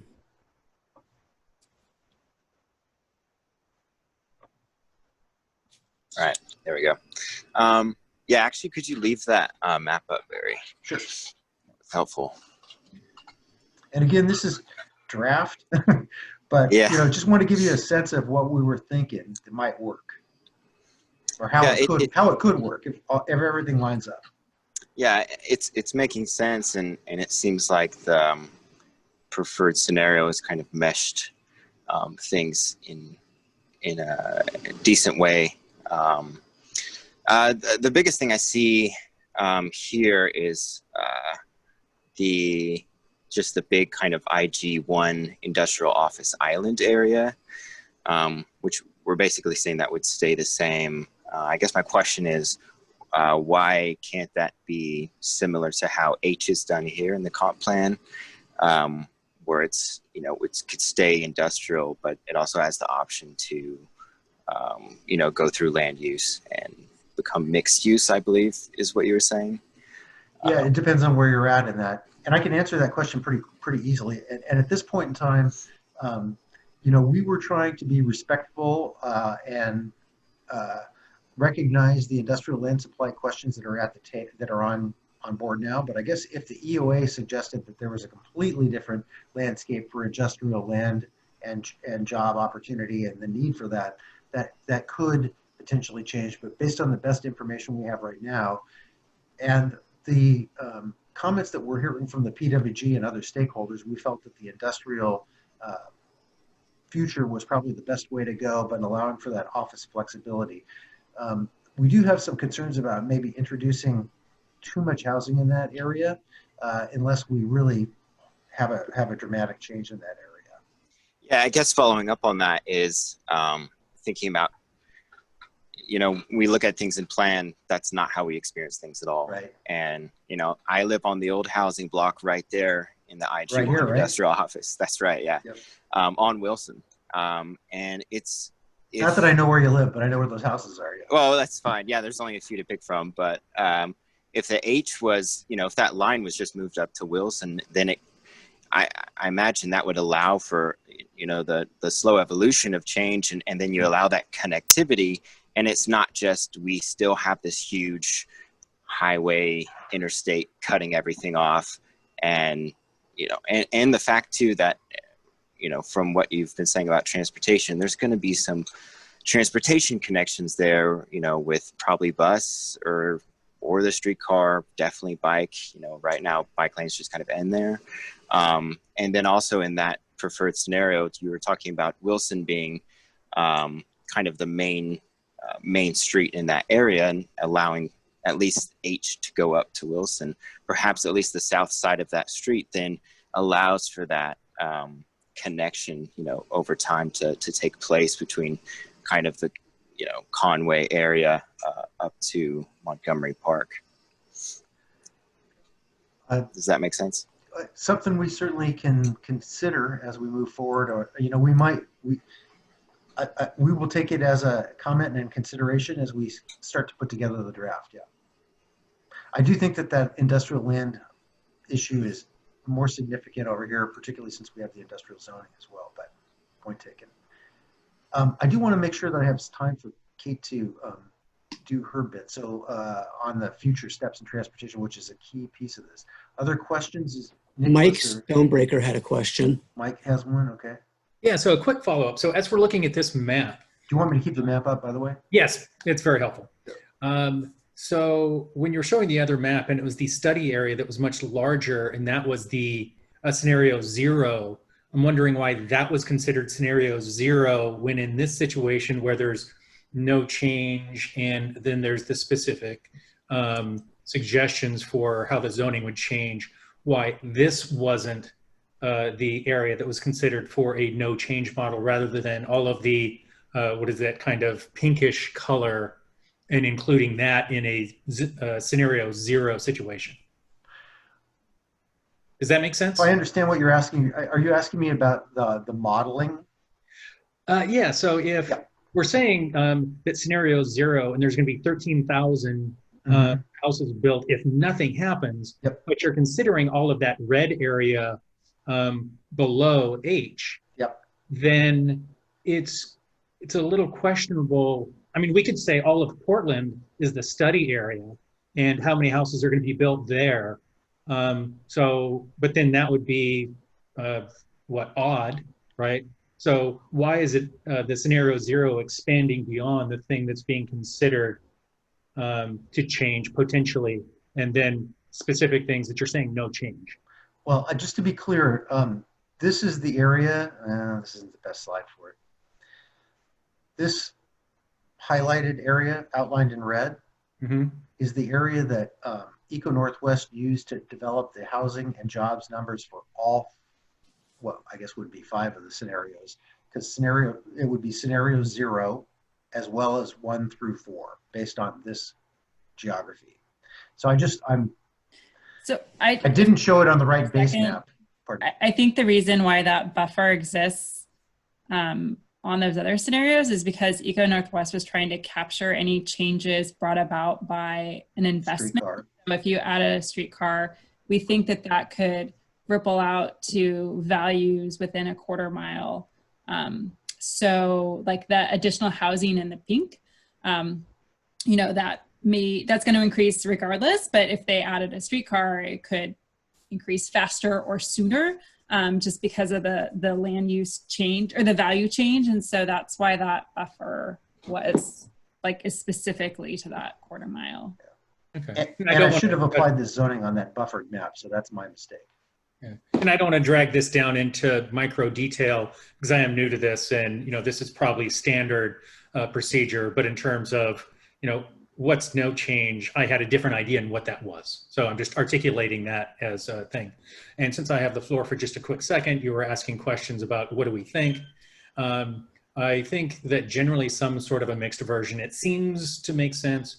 What that looks like, how it's done, demand questions I think are still relevant. So you're talking about demand for industrial or light industrial, but not demand for commercial or housing or any of the other things. So is that going to come into play? Because I think whether this is a satisfactory option or the preferred scenario would also depend on, well, who's going to use it and how does that work?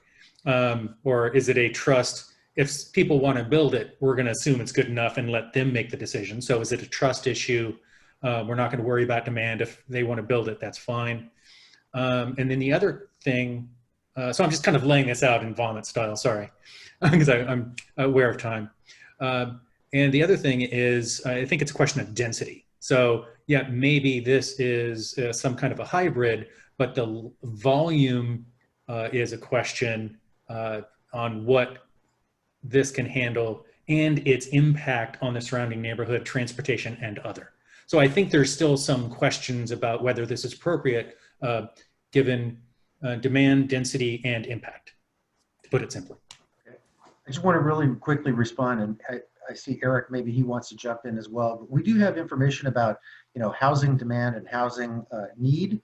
So, but that's at an aggregate citywide level. This would probably, this would absorb demand that could be met in other parts of the city. Is it better to do it here than other parts of the city? That's a question that we're trying to address as part of this. This would be a efficient, at least in terms of a transit relationship, place to do that in some cases and provide amenity. We also have information on commercial demand, but that typically follows where residential demand where residential development is demanding that. Eric, do you want to add to that at all, or Nicholas?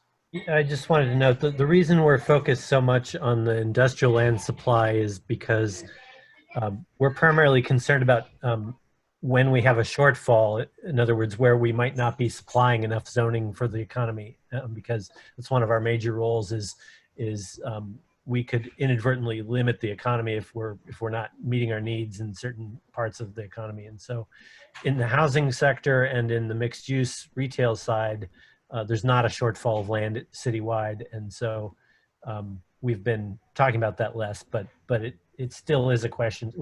I think we tend to be more of the, well, we're supplying enough land, and if people want to build it here rather than there, that's more of a market choice. But in the case of the industrial land supply, it's simply a question of we may not have enough zoned land for it. And so that's and it why has certain characteristics, yeah. Right. Yeah, I saw Steve had his hand up, and then I want to make sure, take a couple more questions before I do want to provide a little time for Kate. So Steve, did you have one? And then Alex. I do, several actually, Barry, as you can imagine. But I will follow up on most of them with you outside of this group. Okay. But I did want to just comment, and this is not a question but a comment on. I appreciate you and the study team's responsiveness to the PWG's expression of their thoughts and interests and concerns over the last several weeks. I really, in spite of all of the back and forth you and I have had, I really am impressed at the ability to hear what the PWG is saying and kind of incorporate it into the study process. So that being said, as I said, I will follow up with you on some specific questions about the zoning summary that you sent out. But the one thing I did want to just kind of press you on is that in the preferred scenario draft, page 3,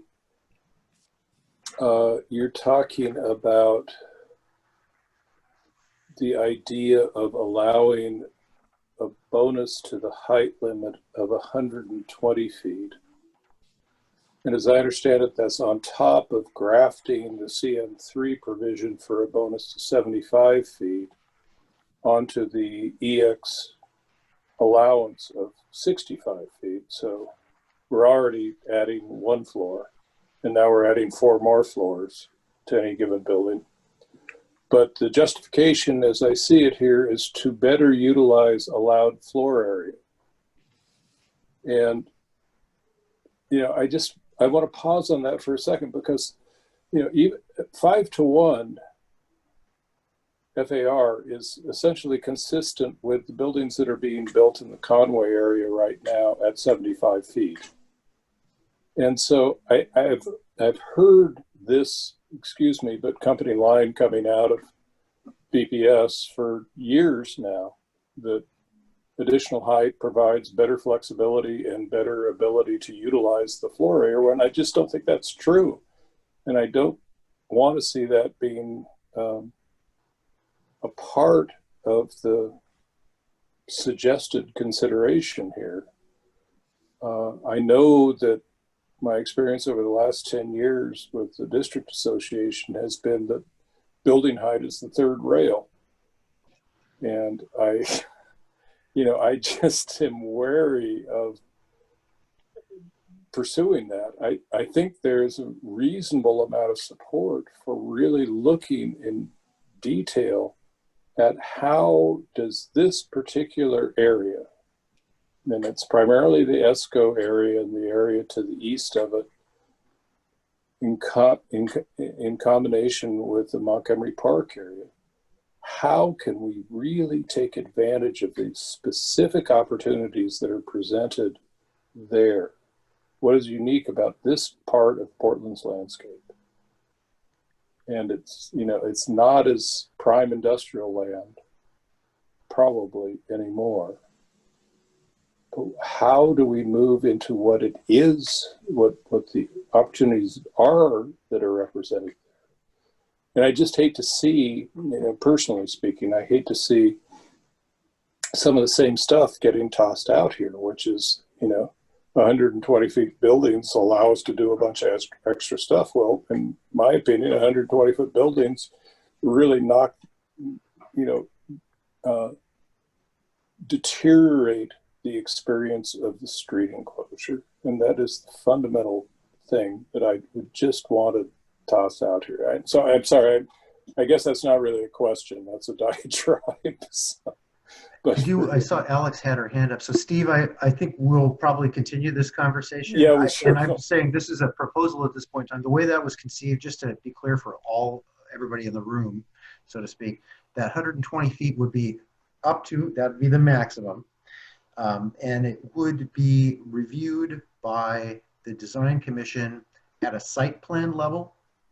And I'm saying this is the way it's being applied currently, at a site plan level and at a building design level. So there's two levels of review that would go along with that. But I'm just going to park that for right now because I want to get to Alex's question. And then I'm going to ask you if you want to stay around another just a few minutes so Kate can walk you through the next steps quickly. Go ahead, Alex. Thanks, Barry. I will keep this really fast since we are well over time. What is the timeline, since we're not going to get a chance to discuss as a group what public benefit might look like, and what some of those agreements or requirements could be, and who the partner agencies or community partners might be? I would love to hear a little bit about what's in the works for that. Hopefully we'll be hearing a little bit about some of the things that can be baked in, maybe through Prosper Portland partnership, but I'd also like to hear from the group how we can weigh in on what we think that public benefit looks like, and then what would be the response time, and would we be able to chat about that again together before seeing a discussion draft? So sorry to speed through that, but that's something that we haven't had a chance to really get into because we haven't been at that point and we're still not quite there, but how do we make sure that that gets folded in? And my sense is that, just in response, I think we'll do some internal kind of churning on that and try to figure that out. As I said earlier, working with our equity staff, our consultants, and looking back at the reports if they're provide any clarity on that. I haven't quite figured out how we'll loop back in with the PWG yet, and I'm not sure necessarily that we have to get those public benefits all nailed down to the T for a concept discussion draft. We might be able to come back to that later on. I'm just floating that out there. But I did want to hear from other folks, Alex, since you prompted that question.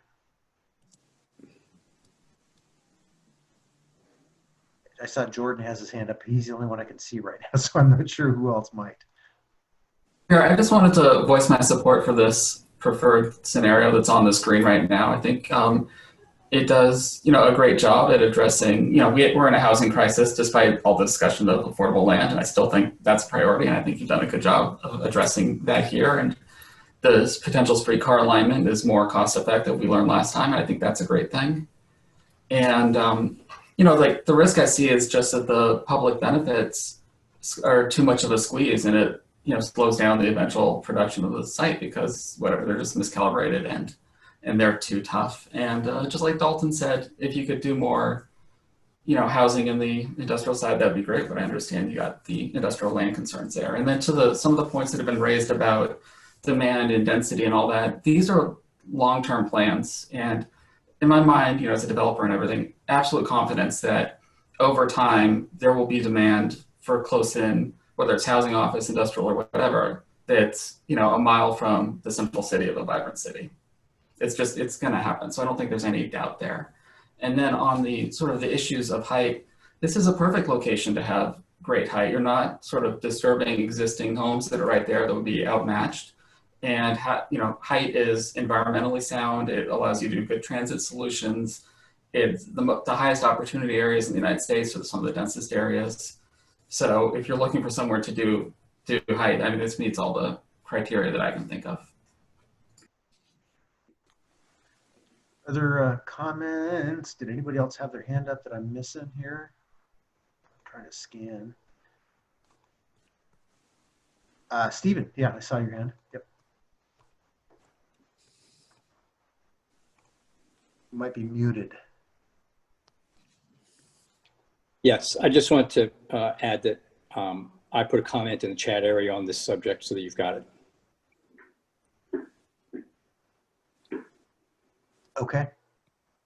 I haven't seen the chat. Did you want us to respond to that now, or can we respond after the meeting, or is it just a comment at this point? It's a follow-up. I don't know that it necessarily needs discussion at the moment. Okay. But some points that I think maybe people not be aware of with Conway. Okay. Other comments before we go on to the transportation? Hey, Barry, this is Greg. Got it? Go ahead, Greg. Yeah, thanks. Yeah, no, I appreciate the the concept of keeping some of that industrial land on the east there. Of course, just to highlight, we would be losing some industrial land in areas C and D, as you mentioned. One of the things I think about is just the impact of any additional business like that on Nikolai. Basically, is there any thought about just disconnecting any connection to Nikolai from the south, maybe even west, like Ord Way, eliminating that to keep the additional traffic from ending up on one of the only 4 egress lines out of the industrial area, which would be like 29th, Nikolai, 31st, and Highway 30 or St. Helens. I think that's a big issue. I'm going to take that as a perfect segue. If you guys can hang in there for about 10 more minutes, I think Kate will touch on our next steps on transportation. If I don't mean to cut folks off, but I think that's fine. I know we're getting long on time, so that's a great segue though. Kate, do you want to go ahead and talk a little bit about the next steps on transportation, because that topic has come up? Yep. Yeah. So I'll just do a really quick overview of these slides, which are mostly just pictures, so that's good. So yeah, what we've done today, like as you all know, that existing additional work, some of that initial demand modeling for all those 4 scenarios, looking at what would happen for circulation under 2040 volumes, and then we had done some fatal flaw analysis just for the streetcar feasibility. But really, we have a lot more work coming up now that we have a little bit of a clearer picture of what direction we're going toward and what the district looked like. Excuse me. So the next steps is that we do have consultants on staff who will be doing traffic analysis related to trip generation and circulation and queuing, and that's really specifically focused on intersections and kind of those heavily used streets that could become problematic. We're also doing a multimodal street plan, which will look at sort of where do we want, the traffic streets versus transit trips versus bikes, how does that work? That will include both circulation ideas and also kind of cross sections, typical cross sections for each of those types of streets. We'll be looking at travel demand policies and programs. So incorporating demand management into this district as well. So how do we encourage people to get to this district outside of their single occupant vehicle? And then the end result will be proposed amendments for our transportation system plan, any street classification changes that we need as a result of that plan. You can go forward, Barry. So just a few things we're thinking about to guide us. And we wanted to have kind of a discussion with you today about whether these are the right, kind of the right main focuses for this next bit. But I think what we could do is post some of these questions and send them out with our follow-up notes. And then Mike and I, Saratella, who's with Meet PBOT, have been talking about whether it could be fun to do a more open-ended kind of charrette with anybody from this group that wanted to do. I know we're not proposed to meet again until February. So if we wanted to do something in the interim where we can really dive into some of this stuff with you guys, I think we'd be open to doing that, where we can explore some of these questions that I'm about to just flip through very quickly since we have 7 minutes. So that last one I think was how to integrate high quality transit and how we kind of integrate it into the larger transportation needs in this district. You can go forward. You know, how do we manage the additional trips and the circulation with special attention, of course, to the ramps, but also thinking about circulation and kind of street hierarchy. One thing we're really interested in is calming Vaughan and making it kind of a more permeable street that allows you to connect south and north. And then really making Nikolai more of that primary freight route. So that would help calm Vaughan as well as kind of keep that traffic moving and hopefully getting on US 30 at those on-ramps versus at the Vaughan on-ramps. You can go forward. So we'll be thinking about how this effort can build upon and strengthen some of the recommended projects that came out of the Northwest in Motion plan. I know there was a lot of work thinking about circulation within Northwest and some of the primary kind of bike routes and car routes. And so we want to make a seamless transition north to build on that plan and make those kind of similar connections. So that will be a focus. You can go forward. And then thinking about what new streets are needed to serve this area and how would they be built out. And so, you know, we have some pretty large blocks in there that will need some permeability. So already, you know, we envision, you know, a transit alignment on York where currently it doesn't exist. So adding York, parts of Wilson are currently private, so we would need to address that. We have a vision for Roosevelt and whether that could be like a better pedestrian spine. That might be something like a half street. That's a really lovely like gathering place, kind of plaza where you might go eat your lunch and could walk and be a really heart-calmed, heart-vibrant part of the district. So these are just some ideas, but things we want to be thinking about as part of this multimodal plan. Go forward.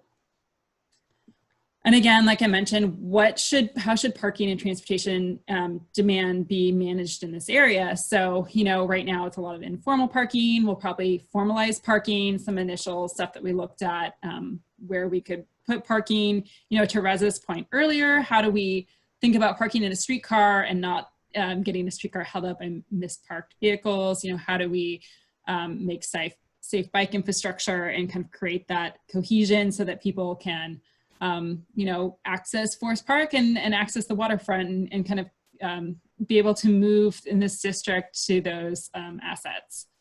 You can go forward. And then how will this benefit integrate with other transit routes? So we've been talking to try them a bit and doing a little bit of brainstorming throughout this project, but in this next phase, we'll really be thinking about how we can both you know, support existing lines they have. And like I said, kind of maybe build out a network where we expand access across the city through a multimodal hub. Go forward. So here are some ideas of some of the intersections just we're thinking about off the top of our head that are probably the most important for us to keep an eye on. Like I said, we'll be exploring different ways we can manage it. So do we need to add, you know, a turn lane here or a signal or something else? And we'll be modeling that. Again, I mentioned kind of Nikolai being a primary freight connection, calming Vaughan, extending greenways, internal connections, circulations. You can flip forward. And then, yeah, our last kind of process slide. So I'll follow up. So those are just, we're pretty much out of time, but things we're thinking about and that we kind of wanted to get some of your feedback on. And I'm happy to collect that feedback via email, notes, anything else. And like I said, we can talk about having a more kind of like interactive, open-ended style charrette with folks from this group if you guys are interested in that, since, I mean, you might not want to, maybe a break till February is appealing to you, and that's totally fine. But I know that a lot of folks here are really interested in the transportation stuff. So I don't really want to wait till February because we'll be doing a lot of work in the next few months. So we'll stay tuned, and I'll set up a time, maybe set up a doodle poll to see what works for folks, and we can see if a group wants to get together. And we could also do something like that potentially around the public benefits as well. So we'll noodle on some of that so that we're not, but we will follow up. So I saw Alex, and then I have Steve, and then Phil. Maybe not in that order, but that's how I saw you. Okay, Alex, you're first. Yeah, thank you. Yeah, I think that's definitely relevant to the public benefits conversation. I think some of these things overlap. You know, example of requiring developers to maybe build parts of that system is one great example. But I just wanted to express my interest in doing a charrette if that's something other folks want to do, and say thank you for this. And I hope we get to see a lot more of it. Why don't we go Steve, and then I'll get Phil, and we'll see if there's any other comments or questions.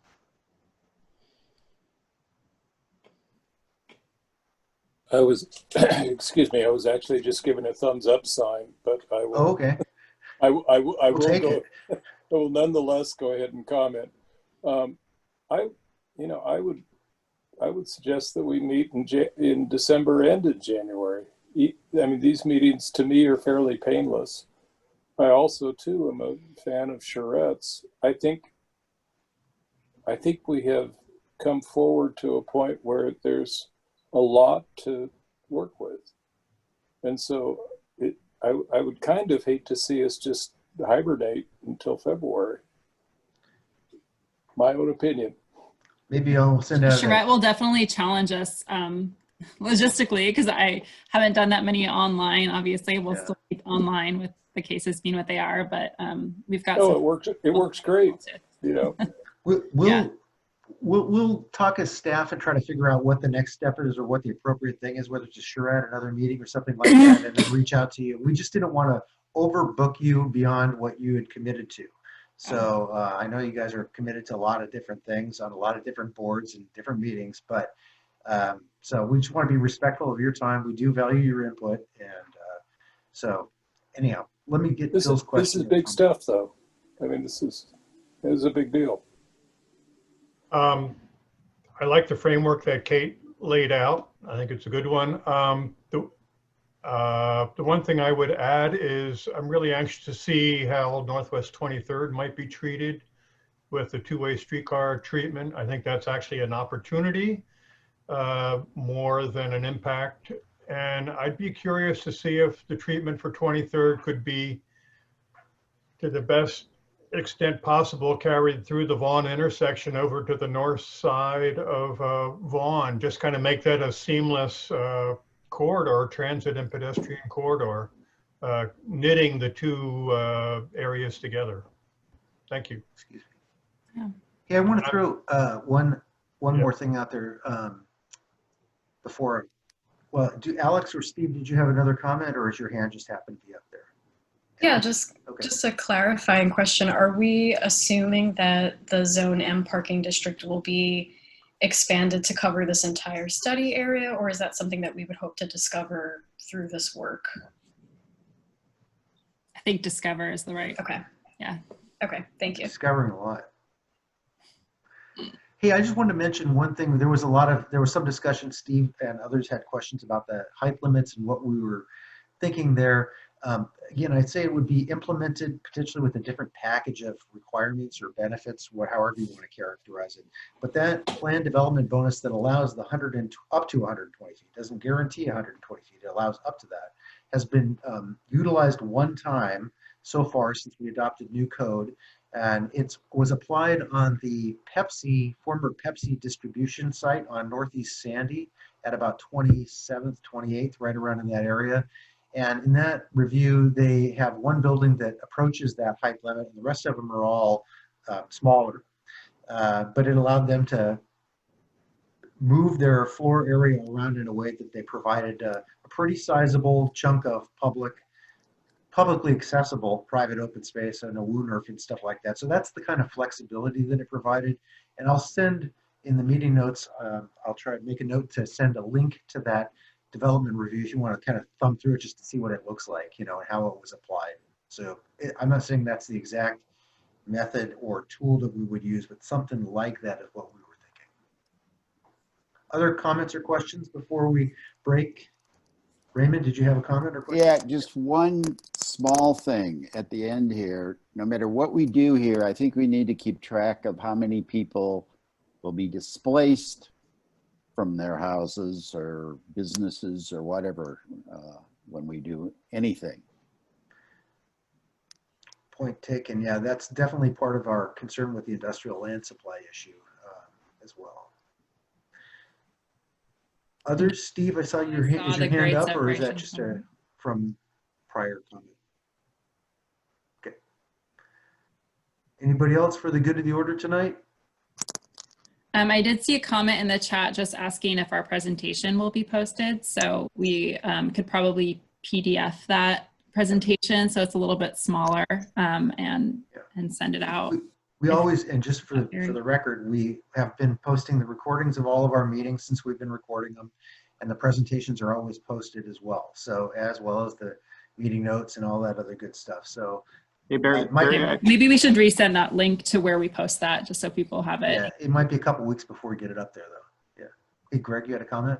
Yeah, just real quick. You mentioned rejuvenation in that area C that would change from IH zoning. Would they be grandfathered? Or are you talking about relocation or something in that area, or it's too early to tell, or what? Well, my sense is that all those businesses would be grandfathered, and it really kind of depends on what kind of use classification that they fill in as to whether or not they would be, you know, what we call conforming or not. I think rejuvenation would fit perfectly under the mixed employment designations. They're a warehousing and distribution firm, and I think that's fully allowed in that zone. Well, they do manufacturing too, but yeah. Okay. Yeah, my understanding from Tyler was that under that zoning, all the existing businesses would be conforming. I could pretty easily verify that. Yeah, I mean, it's not, the way our zoning works on that is, I mean, it becomes a little bit more inclusive up to a point, and then it starts to exclude stuff when you get into the housing mix. But well, it took a long way to get here, but it's good to kind of wrap up one idea at least, so we're not spread all over with 5 different scenarios. So we've narrowed it down at least a little bit. Steve has a question or comment? Yeah. Oh, it was just, you know, it sounds like some of this is similar to the sequence of events that occurred in the Central East Side industrial area X number of years ago. And I guess my just kind of broad question is there anything that you can point us to that is useful in terms of understanding what the impacts have been, particularly with respect to displacement of industrial users in that area over the last decade? I'll have to look into that. I don't have anything to answer with you right away on that. If you could just follow up on that. I guess the one thing that's slightly different in this case, depending on how we go west or east of 30, is that there are few current industrial users west of 30. I mean, it was largely ESCO.